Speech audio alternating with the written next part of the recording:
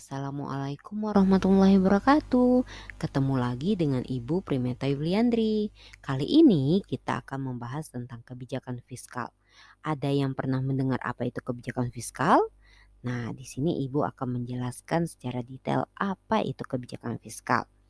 Kebijakan fiskal adalah kebijakan yang diambil pemerintah demi menjaga pemasukan dan pengeluaran negara tetap stabil sehingga perekonomian negara bisa bertumbuh baik. Tujuan kebijakan fiskal ini yang pertama ada menjaga dan mengembangkan perekonomian negara. Kedua, meningkatkan kualitas SDM. Yang ketiga, menjaga stabilitas harga barang. Dan yang terakhir, mendorong investasi. Dari tujuan kebijakan fiskal, kita masuk ke instrumen kebijakan fiskal. Instrumen yang pertama atau poin yang pertama yaitu kebijakan fiskal adalah pajak. Pajak dari seluruh sektor domestik dan luar negeri. Demi mencapai tujuan kebijakan fiskal, pemerintah dapat memanipulasi pajak dalam bentuk pengurangan, penambahan, penundaan, sampai penyediaan. Yang kedua, ada belanja negara, yaitu pengeluaran belanja negara yang bisa juga dikurangi atau ditambah sesuai kebutuhan.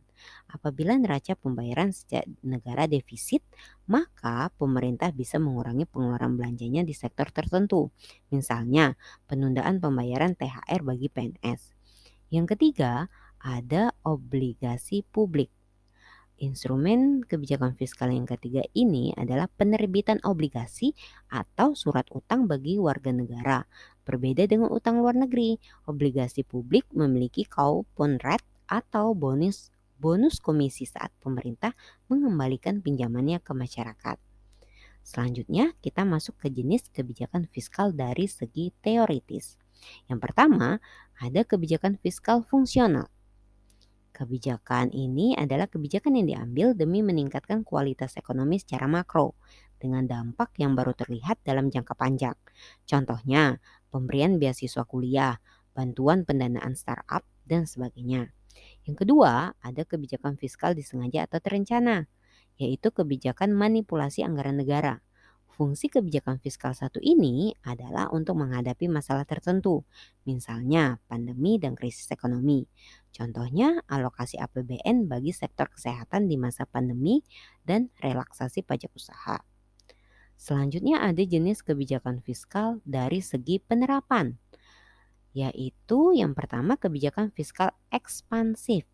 Kebijakan yang diambil pemerintah saat ekonomi melemah dengan menaikkan anggaran belanja serta menurunkan atau meniadakan pajak bagi sektor tertentu.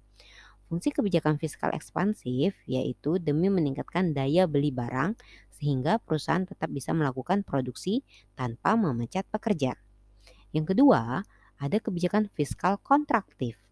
Kebijakan menurunkan belanja pemerintah dan menaikkan pajak. Fungsi kebijakan fiskal satu ini adalah untuk mencegah inflasi dan mengurangi rasio Gini. Selanjutnya kita masuk ke contoh kebijakan fiskal.